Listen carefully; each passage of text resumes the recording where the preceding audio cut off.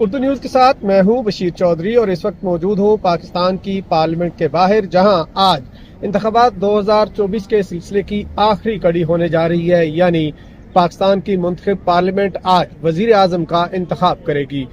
مسلم league نون اور اتحادی جماعتوں نے شہباز شریف کو وزیر اعظم کے لیے اپنا امیدوار نامزد کیا ہے، جبکہ سنی اتحاد کونسل کی جانب سے عمر ایوب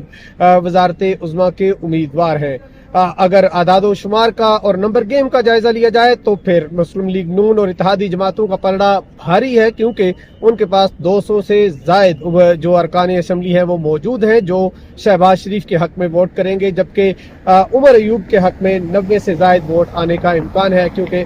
ان کے پاس اتنی ہی تعداد اس وقت ایوان کے اندر موجود ہے۔ اگرچہ ان کو مخصوص نشستیں بھی الاٹ نہیں ہوئی، اور اگر ہو بھی جائیں تو ایسی صورت میں بھی ان کا نمبر گیم جو ہے وہ اتحادی جماعتوں سے بہت پیچھے ہے۔ اس لیے غالب امکان یہی ہے کہ آج شہباز شریف ملک کے 24ویں وزیر اعظم منتخب ہو جائیں گے۔ جب شہباز شریف 24ویں وزیر اعظم منتخب ہوں گے تو وہ ملک کی تاریخ میں پہلے وزیر اعظم ہوں گے جو مسلسل دوسری مرتبہ منتخب ہو رہے ہیں۔ اس سے پہلے 2 مرتبہ وزیر اعظم منتخب ہوئی ہیں محترمہ بینظیر بھٹو، جن کے ٹینیور میں فرق تھا، اور ان کے درمیان دونوں ٹینیورز کے درمیان میں نواز شریف بھی وزیر اعظم منتخب ہوئے تھے۔ نواز شریف ملک کی واحد ایسی شخصیت ہے جو 3 مرتبہ وزیر اعظم منتخب ہوئی ہیں، لیکن ان کے بعد شہباز شریف کو یہ اعزاز حاصل ہو رہا ہے کہ وہ مسلسل دوسری مرتبہ وزیر اعظم منتخب ہو رہے ہیں، اور اس کے علاوہ بینظیر بھٹو جو ہے وہ 2 مرتبہ وزیر اعظم رہ چکی ہیں۔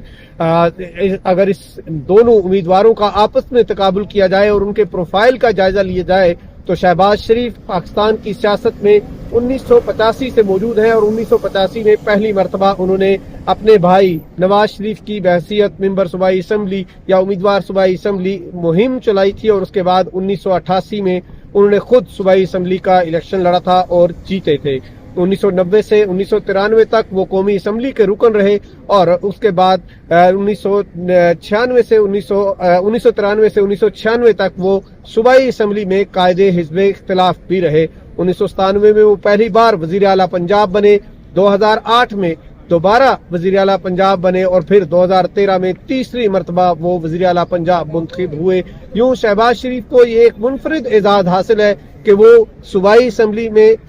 صوبے میں 3 مرتبہ وزیر اعلیٰ رہنے کے بعد اب دوسری مرتبہ وفاق میں وزیر اعظم منتخب ہو رہے ہیں، اور اس کے ساتھ ساتھ صوبائی اسمبلی میں بھی وہ قائد حزب اختلاف رہے ہیں، اور قومی اسمبلی میں بھی 2018 سے 2021 تک قائد حزب اختلاف رہنے کا اعزاز ان کو حاصل ہے۔ اس کے برعکس عمر ایوب جو کہ سنی اتحاد کونسل کے وزارت عظمیٰ کے امیدوار ہیں، وہ بھی 4 مرتبہ رکن قومی اسمبلی منتخب ہو چکے ہیں۔ 2002 میں وہ پہلی مرتبہ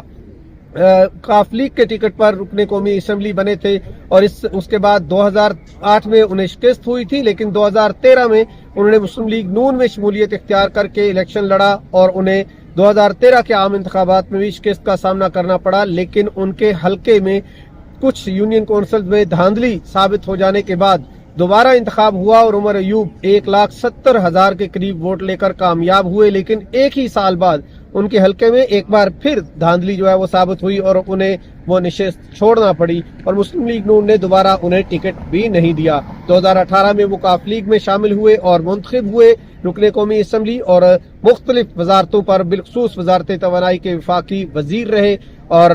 اب ایک بار پھر تحریک انصاف کی حمایت سے وہ آزاد امیدوار کی حیثیت سے قومی اسمبلی میں پہنچے ہیں۔ تو یوں یہ دونوں امیدوار آج مد مقابل ہیں، ووٹنگ ہو رہی ہے، اور